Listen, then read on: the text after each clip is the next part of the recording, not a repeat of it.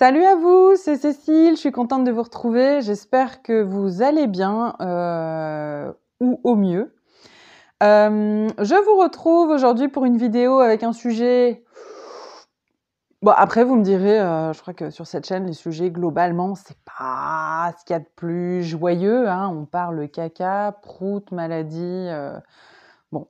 Et bien là, aujourd'hui, on va parler d'un moment compliqué que je viens de traverser et qui m'a fait prendre conscience d'un truc et je m'étais dit, je voudrais savoir si je suis la seule à avoir ça.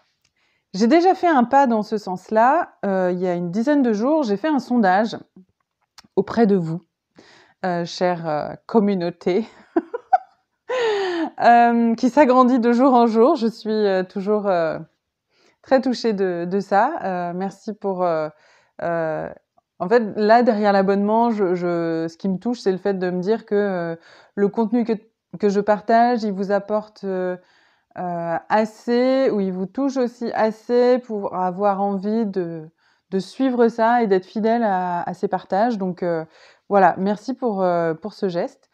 Et je dis aussi bonjour à toutes les personnes qui passent par ici un peu par hasard et qui vont faire le choix de ne pas s'abonner et qui auront pris juste là une idée, une pensée, un témoignage qui peut-être leur donnera le petit truc dont ils ou elles avaient besoin à ce moment-là. Voilà. Parenthèse fermée. J'ai donc fait un sondage il y a 10 jours pour dire est-ce que ça vous est déjà arrivé d'avoir un rendez-vous hyper important avec une intervention et où vous avez un produit à apporter pour que l'intervention se passe bien et que vous l'oubliez. Est-ce que ça vous est déjà arrivé de vous pointer à un rendez-vous et d'oublier un truc nécessaire à ce rendez-vous? Alors, je parle en particulier au niveau médical. Et les 3 personnes qui ont vu ce sondage et qui ont pris le temps d'y répondre ont toutes voté non.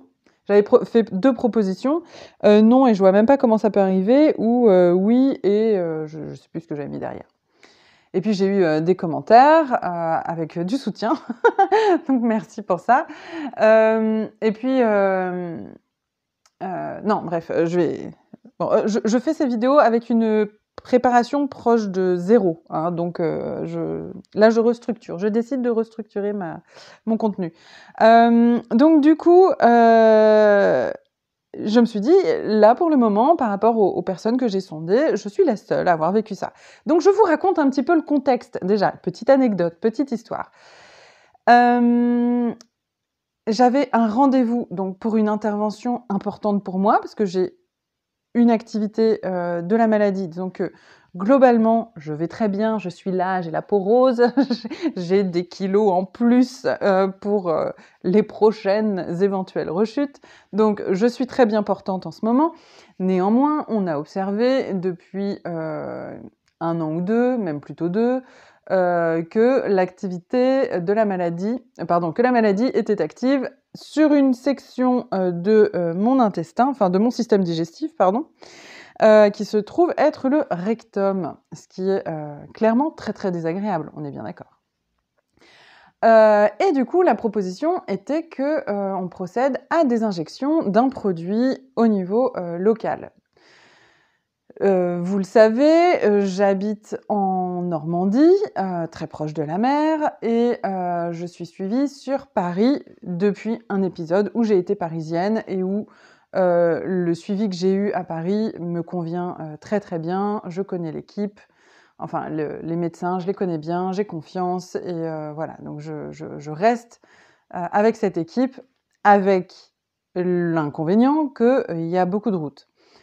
Et donc, j'avais pris une journée entière pour me rendre à un rendez-vous important. On allait procéder à cette intervention pour la 2e fois, parce que la première, on l'avait faite en novembre, ça n'a pas donné les résultats qu'on souhaitait, donc on voulait tenter autre chose, bref.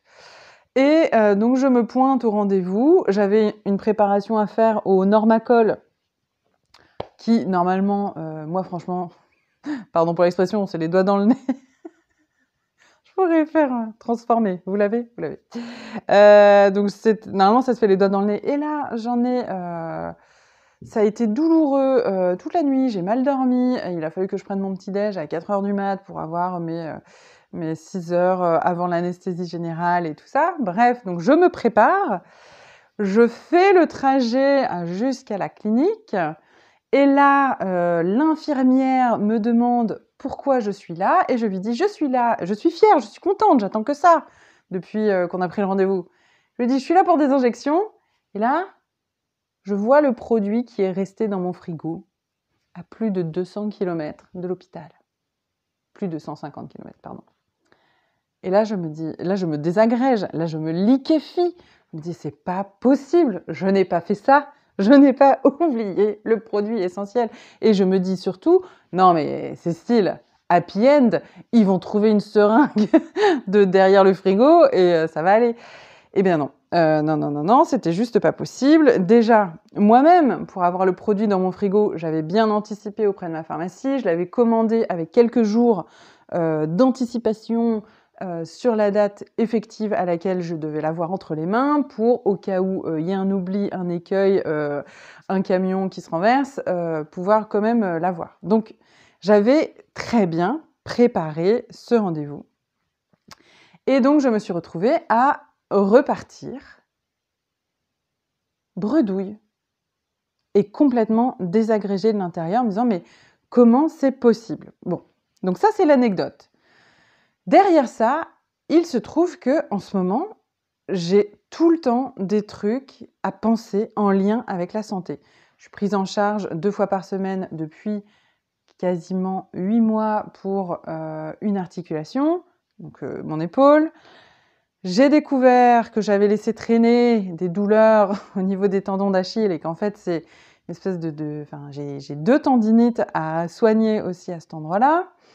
Il se trouve qu'il y a encore autre chose et que je n'ai que des rendez-vous à prendre. Je ne me plains pas, hein. On est bien d'accord, parce que je sais qu'il y a des personnes pour lesquelles c'est encore plus que tout ça. Juste moi, là, tout ça, tout ce paquet, et le fait que j'oublie ce produit alors que j'essaye d'être attentive à ma santé, c'est quand même une de mes... C'est pas une de mes priorités, je pense que c'est quand même ma priorité. Et ben je me suis dit, mais comment ça se fait ? Et là, la réponse que je me suis donnée à moi, c'est « Je crois que tu en as ras-le-bol. » Juste ras-le-bol. Et tu aurais envie, chère Cécile, et sûrement vous aussi, tu aurais envie de ne plus avoir à penser, à ne plus avoir à être responsable de ça, responsable de ton bien-être et tout ça. On est bien d'accord que c'est pas possible. Mais juste là, je crois que j'ai envie de vacances de santé. C'est pas possible. C'est pas possible.